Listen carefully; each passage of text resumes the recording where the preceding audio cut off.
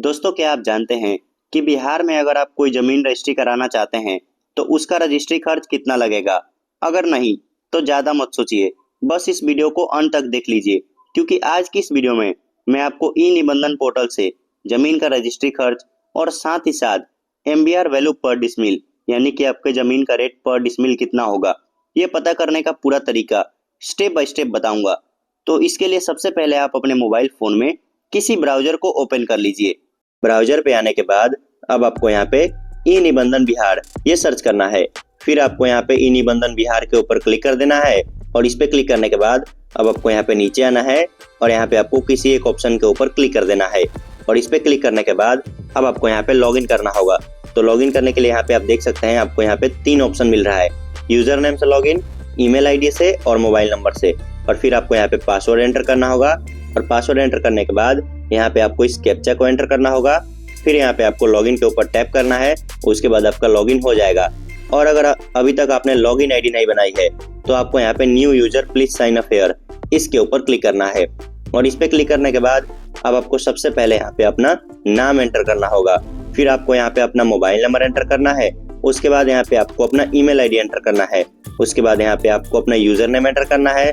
फिर आपको यहाँ पे यूजर टाइप सेलेक्ट कर लेना है, तो इसमें आप इंडिविजुअल ये सेलेक्ट कर सकते हैं। फिर यहाँ पे आपको गेट ओटीपी के ऊपर क्लिक करना है और इस पे क्लिक करने के बाद आपके नंबर पे एक ओटीपी आएगा, तो वो ओटीपी यहाँ पे आपको एंटर करना होगा इस वाले बॉक्स में दोस्तों यहाँ पे। फिर आपको यहाँ पे इस कैप्चा को एंटर करना है और कैप्चा एंटर करने के बाद अब आपको यहाँ पे वैलिडेट एंड रजिस्टर इसके ऊपर क्लिक करना है। जैसे ही आप इसके ऊपर क्लिक करेंगे फिर आपका रजिस्ट्रेशन सक्सेसफुली हो जाएगा। उसके बाद आप लॉगिन कर सकते हैं। तो मैं अब लॉगिन कर लेता हूँ, फिर आपको मैं आगे का प्रोसेस बताऊंगा। लॉगिन कर लेने के बाद अब आपको यहाँ पे कुछ इस प्रकार का इंटरफेस देखने को मिल जाएगा, जिसमें यहाँ पे आपको कई सारे ऑप्शन देखने को मिलेंगे। तो आपको यहाँ पे इस वाले ऑप्शन प्रॉपर्टी वैल्यूएशन इसके ऊपर क्लिक करना है। इस पे क्लिक करने के बाद अब आपको यहाँ पे व्यू एमबीआर इसके ऊपर क्लिक कर देना है। फिर आपको यहाँ पे नीचे आना है और नीचे में यहाँ पे क्लिक हेयर टू कंटिन्यू इसके ऊपर क्लिक करना है। फिर आपको यहाँ पे नीचे आना है और नीचे में यहाँ पे सबसे पहले आपको प्रॉपर्टी टाइप में लैंड देखने को मिल जाएगा। उसके बाद यहाँ पे आपको अपना जिला का नाम सेलेक्ट करना है। तो यहाँ से आप अपने जिला का नाम सेलेक्ट कर लीजिए। मैं एग्जाम्पल के लिए कोई एक जिला जैसे कि यहाँ पे भोजपुर ये सेलेक्ट कर लेता हूँ। मैं यहाँ पे आरा ये सेलेक्ट कर लेता हूँ। उसके बाद यहाँ पे आपको अपने गांव का नाम सेलेक्ट करना है, तो गांव में मैं यहाँ पे अलीपुर ये सेलेक्ट कर लेता हूँ।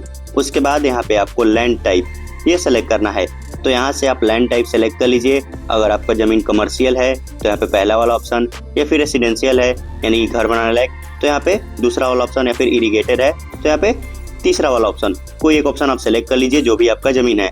मैं यहाँ पे एग्जाम्पल के लिए रेसिडेंशियल ये सेलेक्ट कर लेता हूँ।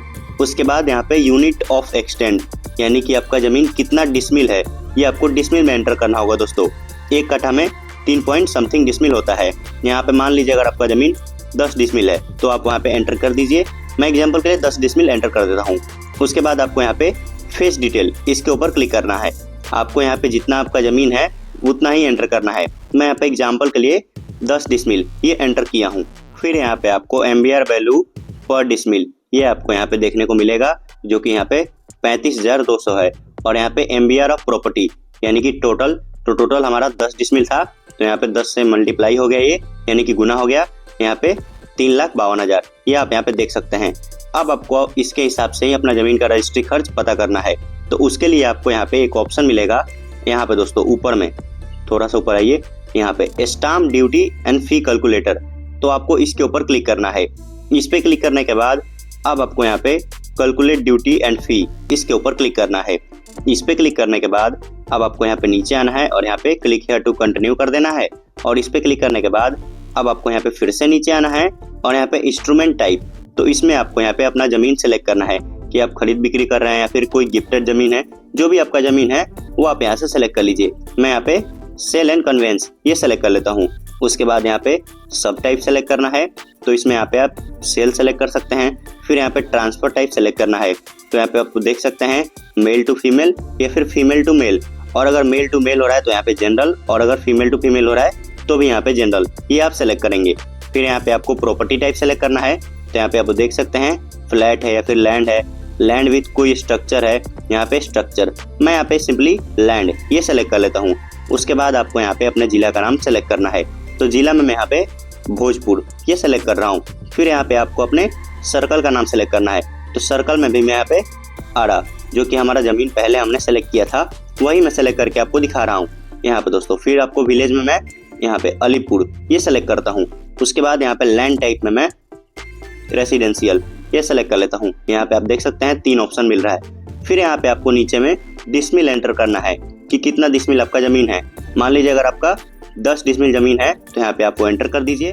फिर यहाँ पे आपका जो भी जमीन का वैल्यू है यहाँ पे कंसिडरेशन वैल्यू इसमें आपको एंटर करना है। तो एग्जाम्पल के लिए मान लीजिए अगर आपके जमीन का वैल्यू 6 लाख है तो आप वहाँ पे एंटर कर दीजिए। यहाँ पे दोस्तों मैं यहाँ पे 6 लाख ये एंटर कर दे रहा हूँ। इसे एंटर करने के बाद अब आपको यहाँ पे ऐड प्रॉपर्टी डिटेल्स इसके ऊपर क्लिक करना है।